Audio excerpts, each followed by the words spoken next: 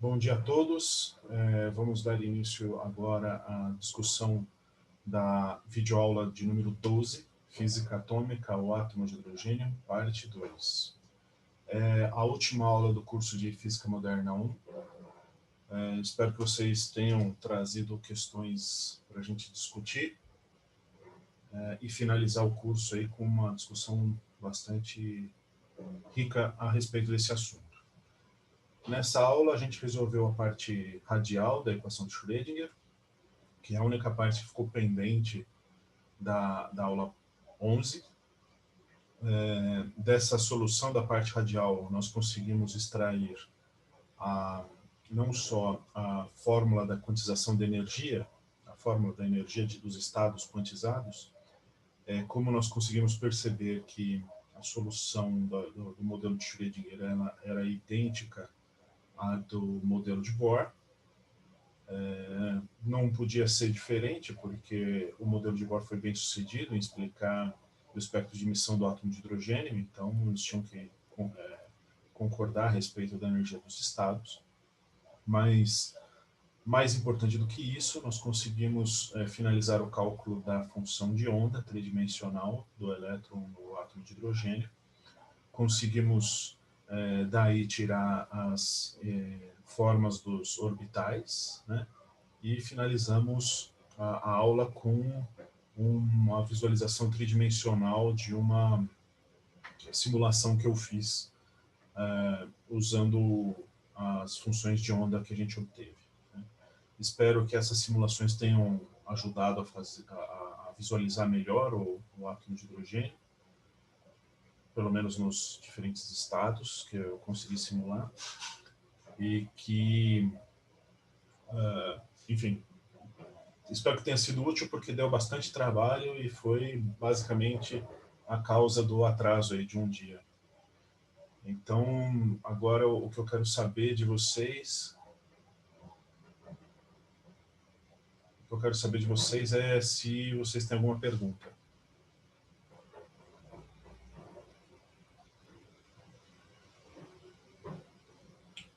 Alguém quer trazer algum assunto para a gente começar a discutir? Não precisa ser exatamente uma pergunta, pode ser uma certeza, e aí eu posso usar algum gancho. Professor, eu achei muito legal as simulações que você colocou, porque eu estava tendo uma certa dificuldade de imaginar a situação 3D, né, dos orbitais e tudo mais. E me ajudou muito a entender que era uma coisa tridimensional, porque a gente estava só vendo as imagens em 2D, e aí eu estava tendo dificuldade de imaginar como que aquilo acontecia, assim, em 3D. Então, bem legal. E acho que uma coisa que eu fiquei com dúvida, assim, tem uma questão da lista, e aí é uma parte da aula que meio que responderia a questão da lista. Que é a primeira questão que ela comenta sobre, ela fala, né, por que a energia, ela não depende de L e de M, né? E aí tem um slide específico que você comenta, né, que você fala, ela não depender de L e de M significa que esses diferentes orbitais e valores de energia de momento angular, eles contribuem da mesma forma para uma mesma energia total, né? E aí isso se dá por conta da degenerescência. E aí a minha questão foi meio assim, é uma coisa de interpretação mesmo. Eu fiquei em dúvida em como responder essa pergunta da lista, porque parecia meio redundante falar só, é por causa da degenerescência. E aí eu não sabia, tipo assim, explicar se o fato dos momentos angulares e diferentes orbitais contribuírem da mesma forma para uma mesma energia é uma justificativa, ou isso é só o que significa ele não depender e a justificativa é outra. Eu não sei se eu consegui ser muito clara, que foi uma coisa que eu fiquei meio confusa. Assim. Conseguiu sim. Essa é Bom, primeiro sobre o primeiro comentário que você fez a respeito das simulações 3D. Eu fiz porque justamente quando eu estudei esse assunto, na minha época, o professor tirou uma xerox da folha do livro do Iceberg, que tem os orbitais, num daqueles plásticos para retroprojetor, e aquela foi a melhor visualização que eu tive do átomo de hidrogênio. Então eu achei que não era suficiente. Então essas simulações, esse artigo aqui da Revista Brasileira de Ensino de Física, elas já são melhores do que aqueles desenhos que tem no livro do Weisberg, mas também são bidimensionais. Então eu achei que uma visão tridimensional era necessária para esse conteúdo. A respeito da sua dúvida do exercício da lista, você tem razão. O que significa a energia não depender de LM significa que existem estados degenerados. Mas a degenerescência, ela em si é uma consequência e não a causa da dependência da energia somente do M, né? Isso é uma coisa bastante importante, que foi um problema recorrente na P1 e que foi corrigido bastante na P2, mas ainda existe esse problema, né? Que é a argumentação circular, né? Aquelas questões de verdadeiro ou falso, às vezes eu faço uma pergunta, a pessoa responde é verdadeira ou falso, a afirmação como verdadeira ou falsa, e como justificativa ela só refaz a mesma frase que eu coloquei, requerendo uma resposta, né? Então, você tem razão. A razão da energia só depender do M, ela está muito ligada com aquela aula onde a gente estudou a equação de Schrödinger tridimensional, né? Quando a gente tinha a caixa tridimensional e a gente estudou a caixa de lados iguais, caixa de lados diferentes, etc., né? Então, quando você tinha simetria, você resultava em degenerescência, né? E aonde tem a simetria aqui? Se você olhar o potencial de Coulomb, né? Esse aqui, ó. Se olhar esse potencial, ele só depende de R. Então, para uma mesma distância do núcleo até o elétron, qualquer que seja a orientação onde ele esteja, quaisquer que sejam os valores de θ e φ, ele vai ter a mesma energia potencial, né? Então, a energia não depende do L e do M, porque esse sistema apresenta simetrias. Então, como consequência, ele vai ter degenerescências, né? Essa degenerescência ela vai ser quebrada no comecinho de Física Moderna 2, quando a gente estudar um caso onde o átomo de hidrogênio sai de simetria e a gente vai descobrir evidências experimentais de coisas que não eram sabidas até esse momento histórico que a gente está estudando, tá? Então, isso é só para dizer que quando você quebra essa simetria, você destrói a degenerescência, né? Então, a energia vai representar uma dependência das coordenadas de momento angular, se você quebra essa simetria, né? Então, espero ter respondido a sua pergunta. Respondeu sim, professor. Ficou super claro, obrigada. Ótimo. Mais alguém tem alguma questão para trazer? Essa é a última aula antes da prova, então eu acho que é uma boa oportunidade da gente discutir o máximo que a gente puder hoje. Professor, Oi, Breno, bom eu dia, fiquei tudo com um bem? pouco de dúvida. Bom dia, bom dia. Eu fiquei com um pouco de dúvida no momento que você mostra os gráficos da energia com os estados degenerados e tal. Eu achei meio complicado achar quantos estados degenerados eu tenho para cada N. Porque, por exemplo, no N2 teria 2 estados degenerados, né? Só que essas várias flechinhas, essas várias linhas que saem dos estados 2 me deixaram meio confuso. Eu achava que cada uma dessas linhas era um dos estados degenerados. Eu fiquei meio confuso com elas. Tá. Bom, o estado degenerado aqui é o seguinte, quantos estados têm a mesma energia, né? E se você olhar aqui nessa figura, está mostrado aqui o eixo do número N, o eixo do número L, mas não está mostrado o eixo do número M, né? Então, por exemplo, aqui no N igual a 2, você pode ter L igual a 0 e L igual a 1. O L igual a 0 vai apresentar somente o estado M igual a 0.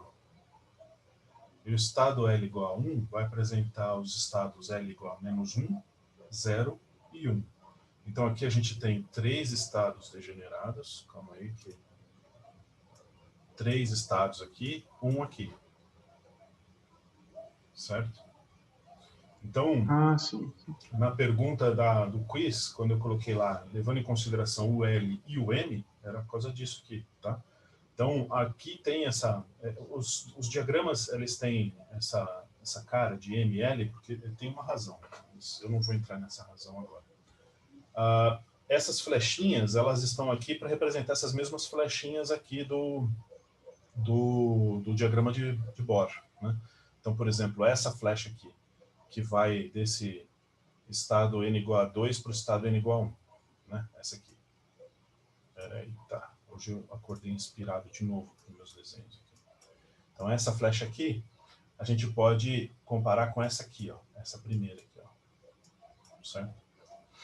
Então, se você olhar, esse aqui é um pouco mais confuso por causa dessa existência dessas degenerescências aqui.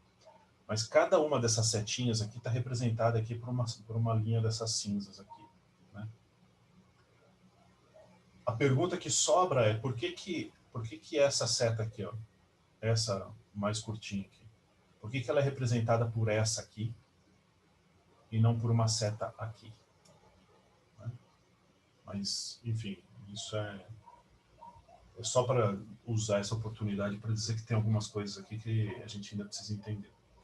Mas essas setas, elas só estão para representar as mesmas setas do Bohr aqui. Tá? Respondeu? Ok, fez sentido agora. Mas respondeu, então, a pergunta. Respondeu. Fez todo sentido. Tá bom.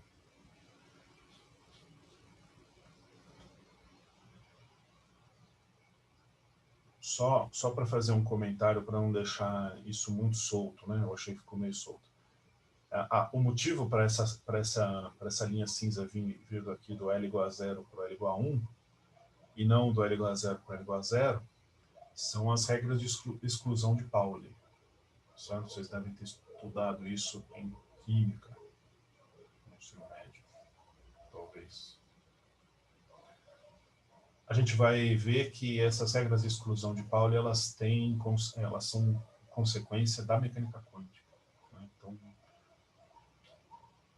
Física Moderna 2 começa exatamente onde a gente parou aqui, aprimora o modelo de hidrogênio para levar em consideração novas evidências experimentais, e a gente vai para átomos multieletrônicos. Né? Então, o sucesso do modelo de Schrödinger ele é grande e ele vai se estender com novas evidências experimentais. Certo?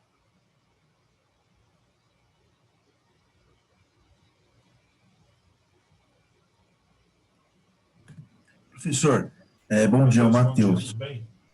Beleza, tudo bem aí. Professor, eu, na verdade, assim, eu estava fazendo a última parte da lista, o último exercício, e eu fiquei com uma dúvida numa passagem do iceberg. Será que eu posso apresentar aqui a passagem e aí o senhor pode me ajudar? Não sei se acho que seria mais fácil eu apresentasse, de repente, o PDF. Deixa eu só terminar de ler aqui. Tudo bem, ok.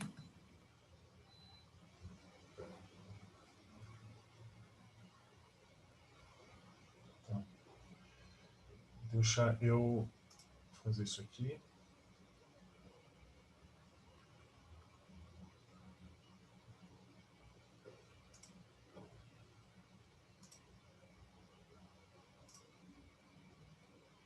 Vamos ver se você consegue compartilhar. Ok.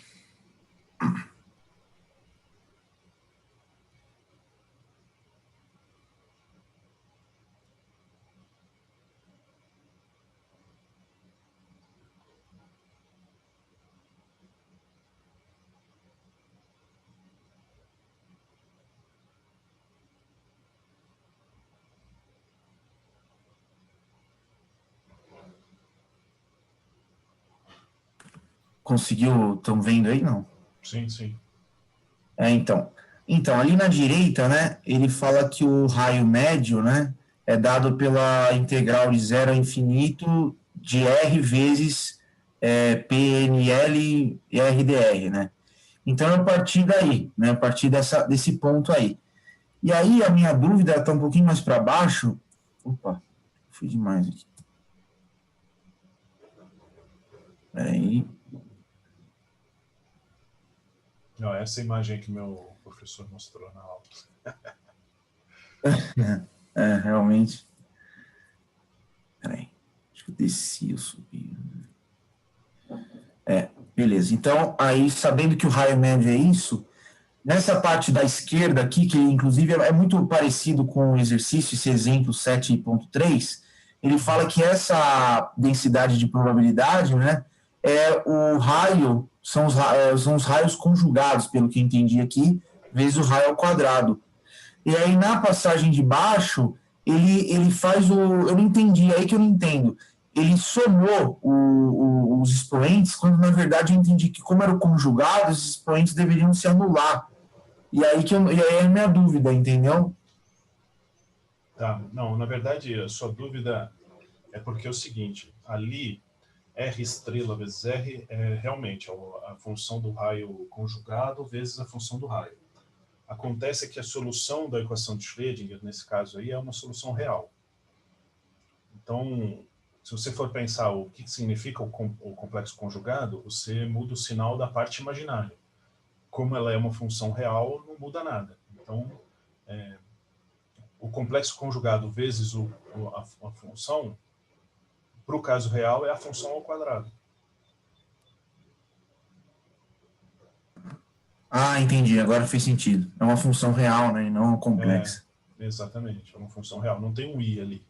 Então, ele não tem onde mudar o sinal, fica igual, e aí o resultado é aquilo ao quadrado. É que ele tenta manter a consistência da notação, né? Na minha aula tem um ponto lá onde eu coloco que o P, a probabilidade aí é igual ao R maiúsculo ao quadrado, vezes R minúsculo ao quadrado, dr, né?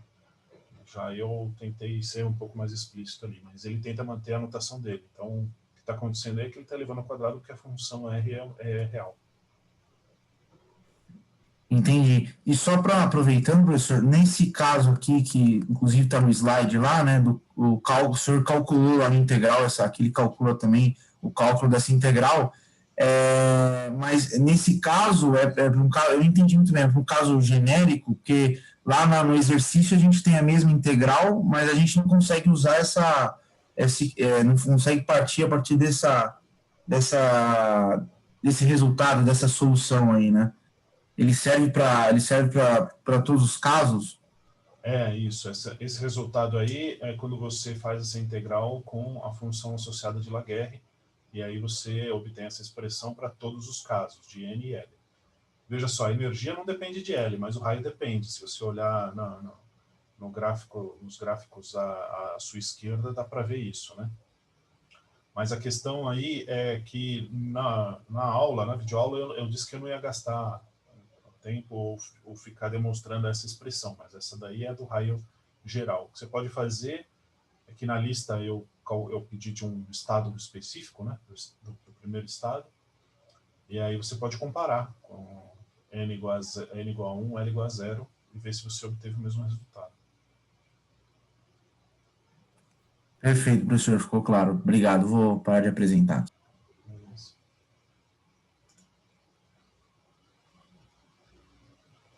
Ok, agora eu vou voltar aqui. Muito bem. Bom, então, outra coisa, quando cair em integrais, assim, pode procurar em tabela, tá bom? Não precisa ficar demonstrando o cálculo da integral. Achou essa forma básica aqui, pega na tabela de integrais e substitui o valor, tá? Mais alguém tem alguma coisa para trazer para a gente discutir? Professor? Oi, Gilberto, bom dia, tudo bem? Bom dia, tudo bem. As minhas dúvidas são mais conceituais em relação à aula. Uhum. Bom, primeiro, acho que uma vai emendar na outra, mas de repente o senhor já responde tudo já para a primeira. Em relação ao estado degenerativo e à simetria, né, aí o senhor disse que o potencial ele varia só em função de R. Uma coisa e não em função de L.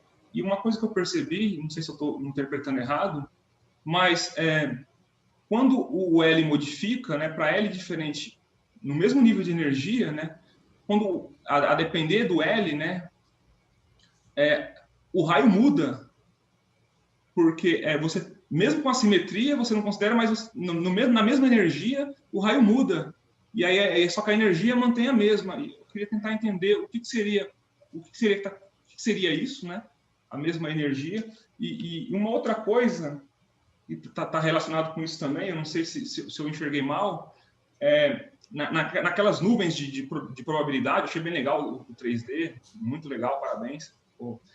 Mas quando eu começo a olhar aquilo ali, por exemplo, o estado 1 e o estado 2, né, eu vejo que no estado 1 tem a mesma, no estado 2 existem probabilidades do ponto estar no mesmo lugar do estado 1, né? E aí aí, por exemplo, numa circular, que eu acho que é mais isso, né? Pode ser nessa colorida aí, isso. No 1S e no 2S, então no 1S a energia é a mesma do 2S, professor? Só rapidinho, antes de eu concluir. Não, a energia não é a mesma, porque ela só depende do N, né? Então, num caso é N igual a 1, no outro caso é N igual a 2. Isso, então a energia não é a mesma. Não. Mas aí parece que lá no 1S eu tenho a probabilidade de eu ter um elétron numa posição ali, laranja. E no 2S parece que tem essa mesma posição. Então, o que eu queria tentar entender assim, se o elétron ele está no 1S e está no 2S, na mesma posição, com energia diferente, o que é isso, né? Então, a energia não tá dependendo da posição, ele está na mesma posição, mas a energia é diferente, porque calhou na probabilidade do 1S dar num ponto ali laranja, e na 2S calhou também de dar exatamente no mesmo ponto laranja, só que as energias são diferentes agora, e aí não está variando com R, né? Mas tem uma simetria também. Exato. E isso gera uma consequência muito importante. Bom, pelo menos primeiro respondendo a sua pergunta. Sim, a primeira coisa aqui é que essas distribuições, a gente tem que imaginar elas como sendo uma espécie de harmônica. Veja só, a parte da solução da equação de Schrödinger para o átomo de hidrogênio se chama harmônicos esféricos, né? Que é uma harmônica com simetria esférica tridimensional, né? Se a gente lembrar de oscilações de ondas, quando a gente via as condições de ressonância estática lá, né? As harmônicas, uma corda, era aquela situação onde a corda vibra sem uma aparente movimentação da oscilação, né? É como se fosse a corda do violão, né? Aquilo lá é um caso unidimensional ou bidimensional, se muito, né? Você pode pensar que aquilo não é exatamente uma corda vibrando, mas é uma pressão de gás no tubo, né? Tem aquele experimento do tubo com um pó de cortiça, você liga um alto-falante e nas condições de ressonância lá, a cortiça acho que vocês conhecem esse experimento, né? As cortiças se alinham nos pontos de mínimo, de pressão e tal, por causa da formação de ondas estáticas. Aqui, essa situação tem que ser generalizada para um sistema tridimensional e com simetria esférica, né? Aí você tem que lembrar também o seguinte, que o que está em jogo aí é aquele potencial efetivo, né? Então, o potencial eletrostático joga um pouco com aquela força centrífuga, né? Então, a energia estando no mesmo estado, você ainda tem aquela questão do potencial efetivo. Aí, o que também... nos leva Oi? O potencial efetivo me leva a um outro problema, professor, em relação ao raio, porque o senhor disse lá que tinha uma parte que é da energia sobre o raio e a outra sobre o raio quadrado, né? E aí uma seria a centrífuga, né? E a outra seria a energia de atração, né? A coulombiana, eletrostática, isso.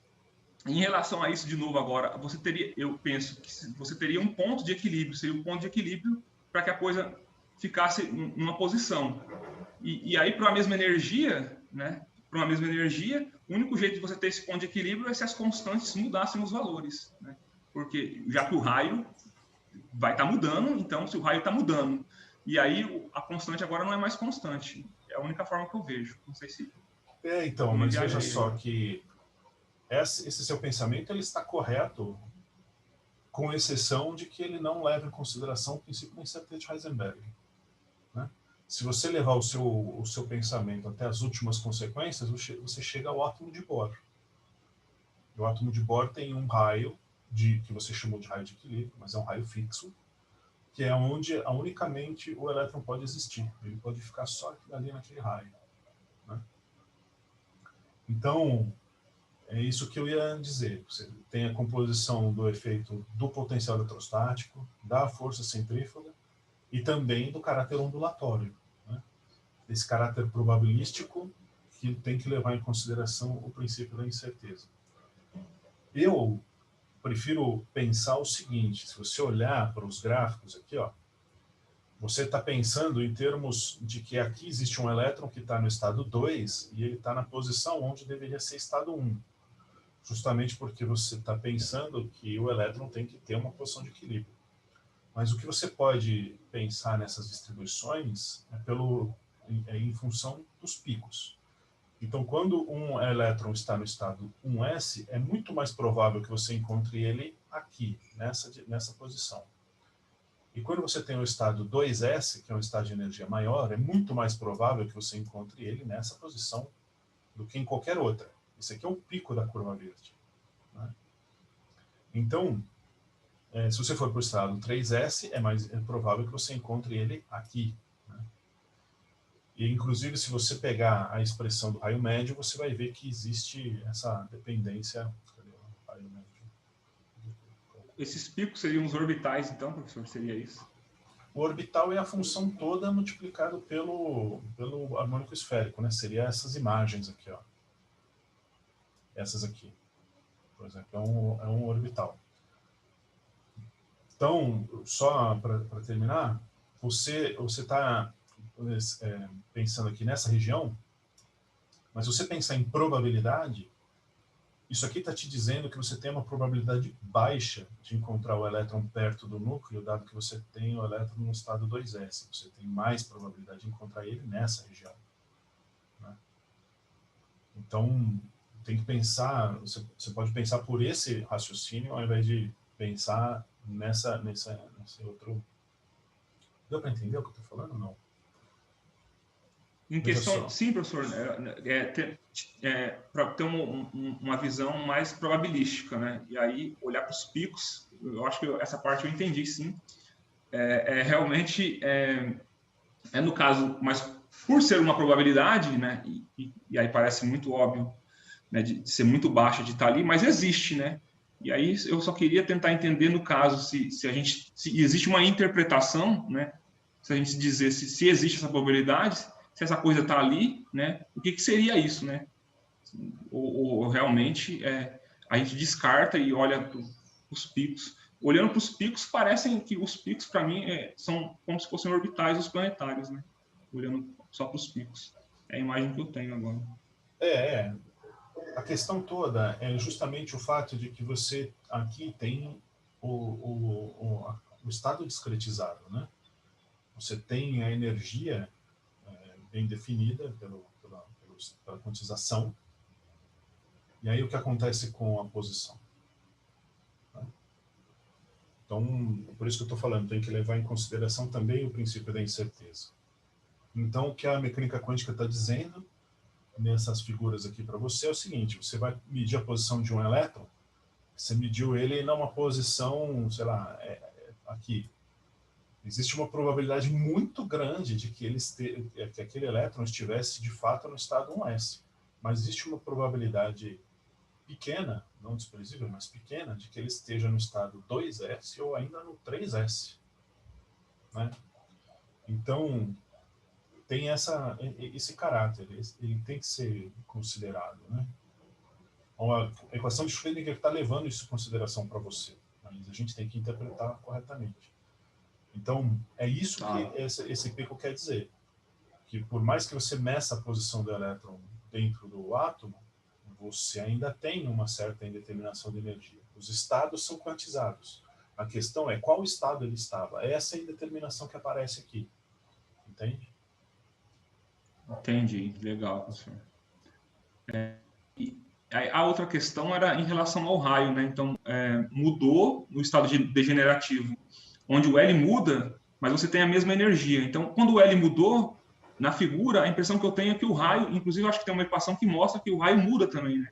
E se o raio muda, mas por que a energia não muda? Se ela muda em função do raio, foi o que a gente combinou antes.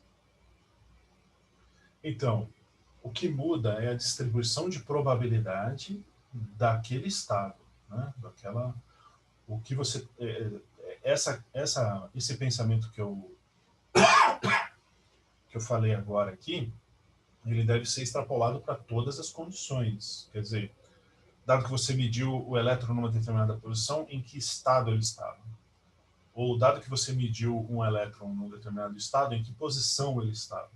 Né? Essas são questões que você não pode responder elas em absoluto, não tem como responder elas em absoluto. Né?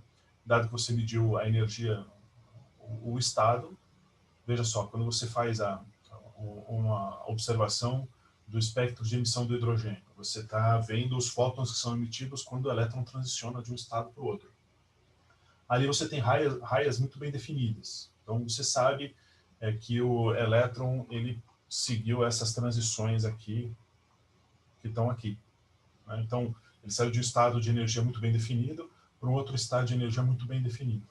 Qual era a posição que ele estava no átomo? Isso aqui não traz informação nenhuma a respeito disso. Você não sabe qual era a posição que ele estava dentro do átomo em absoluto. Seria, aí para falar da diferença de posição, seria isso, professor? Não sei se é isso. Você sabe que ele transicionou, sei lá, do estado 2 para o estado 1. Mas aonde Mas você não sabe onde ele estava, não tem informação sobre isso nessa medida. Entendi. Né? Mas, no entanto, o seu fóton era muito bem definido no espectro. Ele era totalmente discretizado lá, né? Era uma raia muito bem específica. Agora, para responder a sua pergunta, quando você fala, existe uma probabilidade de eu medir o elétron com o raio tanto. O raio, sei lá, você pega lá as expressões, os gráficos do raio aqui. Tem uma que tem esse aqui, por exemplo.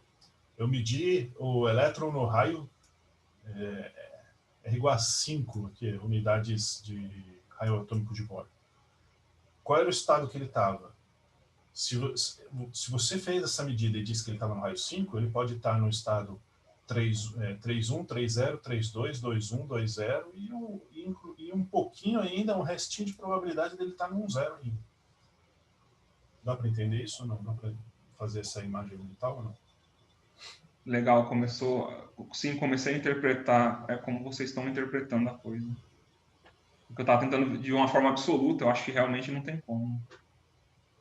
Então, aí o que essas coisas estão dizendo é o seguinte: dado que o elétron está num estado, vamos pegar um estado dessas figuras aqui, 2,0, qual é a probabilidade de eu encontrar ele no átomo em função do raio? Aí essa é a distribuição de probabilidade aqui, ó, né?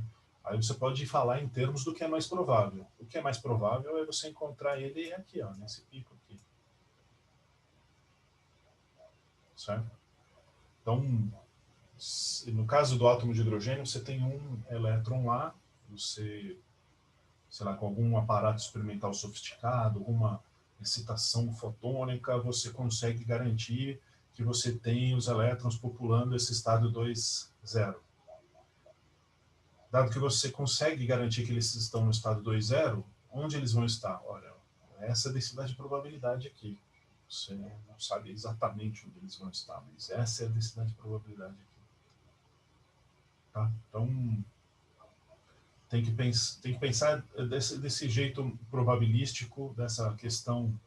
Aqui no papel, o papel vai aceitar tudo, né? Então, o que a gente disser, o elétron está no estado 2,0, então ele tem essa densidade de probabilidade. E aí vamos admitir que ele está entre o raio 5 e 10. Qual é a probabilidade? A gente pega e calcula essa integral aqui, acha a probabilidade de ele estar aqui nesse centro. Mas, de fato, quando você vai medir, se você faz um experimento como esse experimento aqui, olha só, né, que eu mencionei, você tem que medir um número muito grande de átomos que estejam nesse estado para você fazer um histograma de probabilidades de encontrar o elétron e ver essas curvas aqui. essas curvas são suavizações de um histograma. Você não faz essa medida, uma medida que saia isso aqui é um histograma, bidimensional, mas é um histograma, tá certo? Então, isso aqui é uma suavização desse histograma. Então, basicamente é isso. Você, em cada situação, vai medir o elétron numa posição. Isso ajudou ou atrapalhou? Espero que tenha ajudado. Ajudou, professor. É claro que eu acho que fica... A gente sempre quer estar tentando imaginar realmente, né, qual que é a realidade, né, real das coisas. E, enfim, eu acho que o imaginário acaba atrapalhando um pouco às vezes. Essa questão de caráter probabilístico e etc., é isso que gera tanta discussão, tanta discussão séria no meio científico, quanto abertura para discussões não sérias no meio anticientífico, né? Dessa questão de qual é a realidade, como essa realidade se concretiza, etc. O curso de Física Moderna 1 e Física Moderna 2, para minha sorte, não se propõe a responder o que é a realidade, mas basicamente essas condições probabilísticas suscitam essa discussão. O que é a realidade dado esse caráter probabilístico? Grosso modo, a gente pode dizer que é uma manifestação estatística, né, desse efeito probabilístico, mas acho que a discussão ela vai mais profunda do que isso. Mas o que eu ia falar aqui para você é o seguinte: essa questão de você ter essa distribuição de probabilidade aqui, eu não entendi muito bem o comentário da Mariana, mas quando a gente for calcular os átomos multieletrônicos, a gente tem que pensar que quando tiver um elétron no estado 2s, esse pouquinho de probabilidade aqui, ó, vai interferir na camada 1s. Então, não é só questão de você pegar o átomo de hidrogênio, resolve ele, aí você pega a solução dele, adiciona mais um elétron e vai para o hélio. Adiciona mais um elétron e vai para o lítio, né? Cada um tem que ter a sua própria solução individual. Você tem que resolver cada átomo individualmente, porque quando você adiciona um elétron, você também está adicionando probabilidades aqui internas que vão interferir nas condições do potencial para os elétrons mais internos, né? Por isso que os átomos multieletrônicos são tão difíceis de se tratar.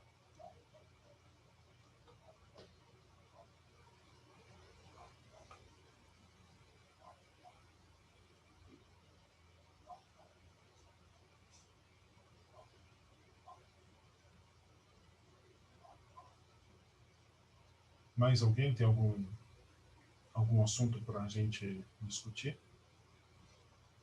Professor, eu tô com uma questão que foi parcialmente discutida na aula anterior, mas eu ainda tô com um certo incômodo com ela, que é a pergunta, inclusive, que o Bittet fez sobre um exercício da lista da aula 11, que é aquele sobre o LX quadrado, o LY quadrado, sabe? E aí... Desculpa, eu acho que picotou, eu não entendi muito bem. Como é que é? Desculpa. É uma questão sobre a aula 11, que está na lista, que na aula passada a gente até comentou sobre, o Bittet perguntou, que é aquele do LY, LZ quadrado. Opa, LY e LX ao quadrado, sabe? Sei. Aí a minha questão é meio assim, a gente trabalha em termos do LX e do LY ao quadrado, né? A gente iguala eles, que a gente pode assumir que pode fazer isso por conta da simetria e tal.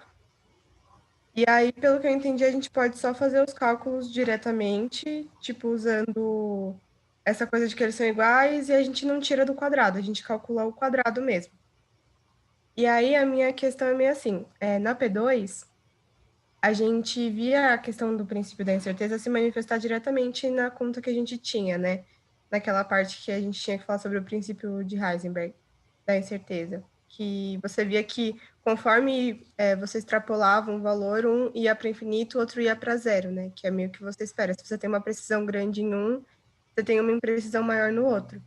E aí o que me gerou um certo incômodo é que nesse caso, assim, nada parece me impedir de tirar o quadrado daquele L, sabe? E achar um valor definido para ele.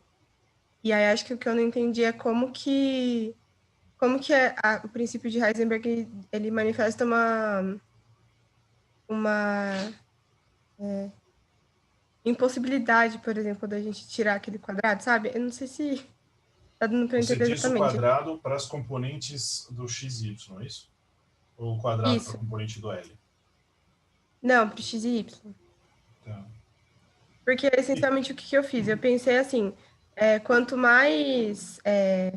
menor a projeção em Z, maior vai ser maior vai ser a projeção ali no plano XY, né? Você tá Quanto tendo menor a ele. projeção em Z, Isso. certo? E aí o contrário né? Quanto maior a projeção em Z, menor a projeção no eixo XY. Só que a Isso. gente vai em termos do quadrado, né? A gente não explicitamente encontra o valor de Lx e de Ly. A gente trabalha com o termo ao quadrado e meio que unifica os dois. Isso. E aí eu queria saber assim, o que me impede de tirar o quadrado, sabe? E achar um valor talvez definido para aquela coisa. Onde se Nada te impede. A questão é o seguinte, deixa eu tentar achar ele aqui para tentar...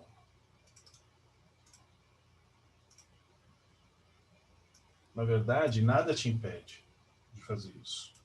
E por que nada te impede de fazer isso? Porque você não está tratando a componente Lx e Ly. Vamos refazer isso aqui, né? Vamos, ao invés de dizer isso aqui, a gente pode dizer que Lx ao quadrado, a gente está substituindo por isso aqui, ó. Tá? A proposta desse exercício é você tratar a componente x e y com simetria. Então você está dizendo, olha, eu não sei quanto vale Lx e Ly instantaneamente, mas eu sei que em média eles são iguais. Assim como você fez isso em termoestatística, quando você foi calcular a energia de um gás monatômico, você disse, eu não sei qual é a velocidade em x, y e z, mas eu sei que não existe aqui um motivo para que essas energias cinéticas sejam diferentes. Então, cada eixo vai ter meio de kT. Né? Então, aí você tratou eles como meio de kT, mas na verdade não é que cada uma das componentes tem meio de kT, elas têm meio de kT em média. Né?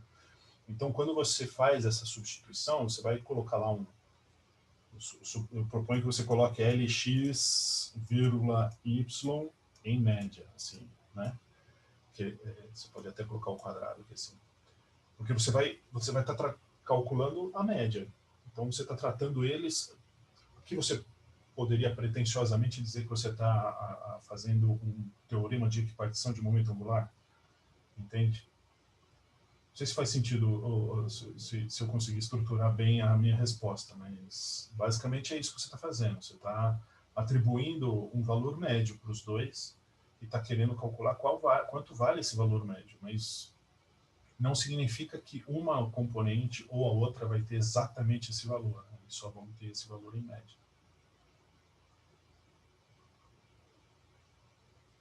Entendi. É porque eu estava imaginando, né? Se eu tiro o quadrado disso, eu vou ter especificamente o valor, mas eu não vou ter o valor, eu vou ter a raiz da média quadrada daquele valor. Exatamente. Você Então, tem... eu ainda não tenho o valor bem definido, então isso não expressa nenhum problema do ponto do princípio, tenho certeza. Isso. E até você organizou as palavras de um jeito que me faz refazer o que eu disse, né? Exatamente, você vai ter um quadrático médio, um valor quadrático médio, né? Você vai ter o valor ao quadrado, tira a raiz, é o valor quadrático médio. Então, esse é o sentido desse exercício. Você está atribuindo um valor quadrático médio para cada uma das coordenadas e achando quanto vale esse valor. É um vetor ali que está girando, então ele vai ter mesmo um valor médio entre as duas componentes. Legal.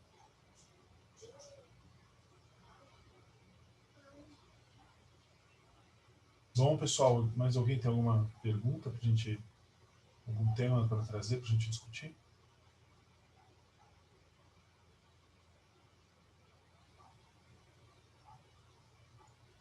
Professor, Oi. eu só queria, não é nenhum tema para discussão, sobre a simulação, e aí depois eu vi sobre os átomos serem mais complexos, que você tem que levar em consideração os elétrons.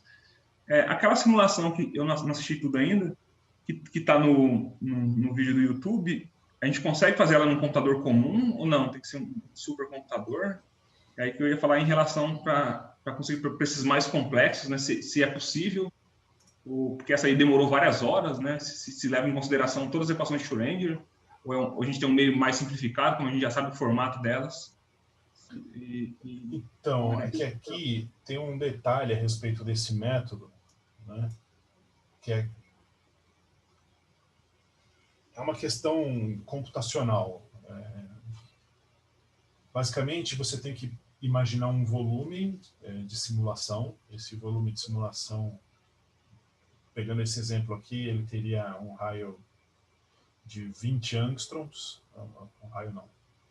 É um cubo de aresta de 20 angstroms. Aí, o que você faz é gerar partículas distribuídas uniformemente aqui dentro desse cubo, né? E aí você faz um teste de hipótese com a probabilidade associada aos orbitais. Então, dado que você sorteou uma partícula, qual era a probabilidade dessa partícula representar uma partícula real? Basicamente, é isso que você faz. Acontece que, dependendo do formato, do tamanho dessas coisas, veja que aqui, esse cara aqui tem um volume de 40 angstroms por 40 angstroms por 40 angstroms. Então, se você pega essa simulação, seta que o seu volume que você vai simular é esse tanto, quando você vai simular essa distribuição aqui, olha só, ela tem um volume bem mais restrito. Então, isso significa que quando você gerar partículas nesse volume gigantão comparado com esse aqui, e for fazer o teste de hipótese com essa distribuição aqui, a probabilidade de aceitação do sorteio é muito baixa. Isso significa que se aqui você gerou 1 milhão de partículas, aqui você vai ter que gerar 1 bilhão, sei lá, alguma coisa assim. Então, dependendo da distribuição de probabilidade, você tem que ficar várias horas calculando. Aquela distribuição 300 que eu mostro, que é a primeira, é a que eu fiquei mais tempo calculando, porque a densidade de pontos estava muito baixa, não dava para ver muito bem as coisas. Então, ele ficou basicamente a noite toda calculando. Mas foi no meu computador aqui doméstico. É um computador de 16 threads, mas é doméstico.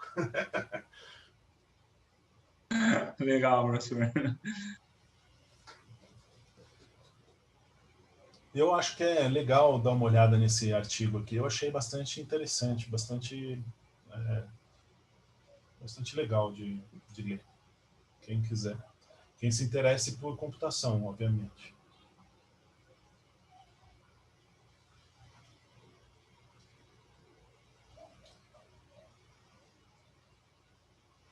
Mais alguém tem alguma coisa para trazer para a gente discutir?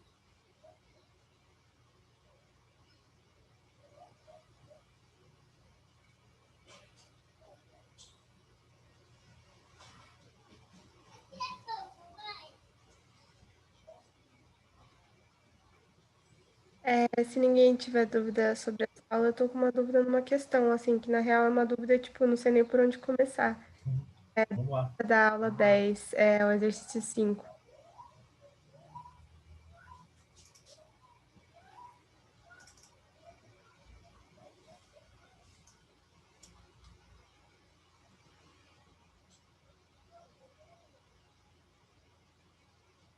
Certo. Energia do estado fundamental do oscilador harmônico. Como é que era que resolvi isso aqui mesmo? Não lembro. Não preciso pegar nas minhas coisas e ver, eu não lembro. Isso aqui... Bom, deixa eu ficar quieto. Eu vou pegar e mando no WhatsApp, tá bom? Eu não lembro. Beleza, professor. Essa lista toda eu tive um pouco de dificuldade nela, assim, mas é porque é aula que conceitualmente é um pouco mais estranha, assim. Acho que a aula 10 para mim foi a aula mais difícil do curso inteiro. Foi a aula que eu mais tive dificuldade, eu acho.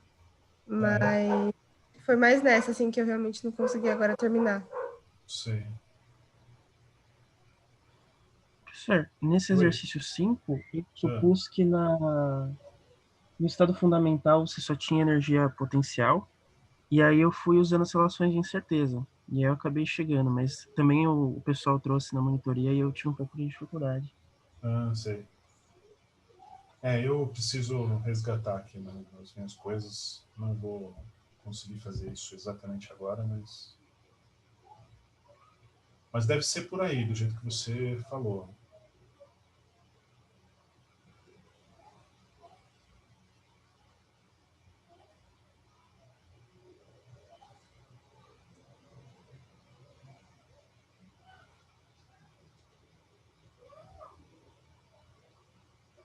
Mais alguém? Professor? Oi. Oi, Guilherme, Tá me bom ouvindo? dia. Sim. Bom dia. Então, a minha pergunta, ela é mais, vamos dizer assim, desde o início que a gente começou a tratar com funções de onda, assim, porque aí passou as aulas, aí eu comecei a meio que procurar uma daquelas características que a gente tinha colocado naquela vez lá. Algumas eu vi, mas uma em específico não. Aquela da função de onda ter que ser unívoca. A gente chegou a assumir isso para construir alguma solução, alguma resolução de alguma coisa? Porque eu não lembro. Olha, não, mas isso é porque as soluções de equação diferencial que a gente admite, ou os problemas que a gente normalmente resolve, são todos baseados em funções unívocas, né? Então, a resposta para a sua pergunta seria sim e não ao mesmo tempo, né? Não porque eu não fiz isso explicitamente, mas sim porque a gente fez isso usando a matemática convencional que a gente usa, tá certo? Que já pressupõe que as funções são unívocas. Se você olhar na página do Iceberg que fala disso, ele até tem um desenho lá de um exemplo de função não unívoca. E quando você olha, você evidentemente descarta aquilo, diz, nossa, que coisa absurda. Mas é uma propriedade. É como, não sei se você chegou a fazer isso, mas quando você vai estudar em McFlu, mecânica dos fluidos, né? Tinha aquelas questões de linhas de fluxo, não tinha? Sim, As linhas de fluxo nunca podiam se cruzar, lembra disso? lembro. Então, a linha de fluxo não pode se cruzar porque se uma partícula estiver seguindo uma linha de fluxo, quando ela chega naquele cruzamento, é como se ela tivesse que decidir qual é o caminho que ela vai seguir. Então, é uma propriedade da linha de fluxo que ela não pode se cruzar. Então, nesse caso, seria mais ou menos isso. A função ela não pode definir duas probabilidades para o mesmo ponto, né? Então, é isso. Uhum. Faz sentido. Beleza, obrigado. Beleza? Não.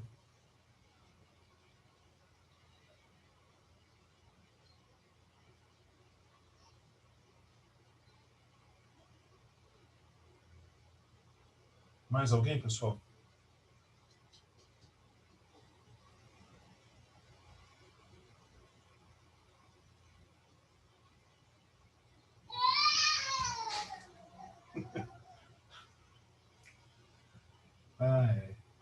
Mais uma participação especial. Tomei um susto aqui. Passou um avião aí. A minha filha correndo. Bom, pessoal, ninguém tendo mais perguntas, eu gostaria de agradecer a interação que nós tivemos nessas aulas de discussão. Foi bastante rica essa discussão. É uma pena que ao longo do semestre essa participação tenha diminuído. Eu compreendo por causa do acúmulo de tarefas, mas, enfim, eu considero essas discussões uma parte bastante importante do curso. Foram discussões bastante interessantes.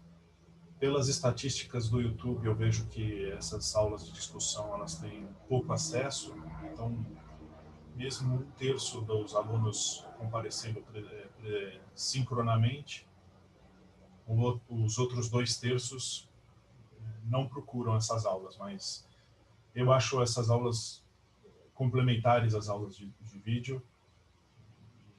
Gostei da forma como a gente interagiu.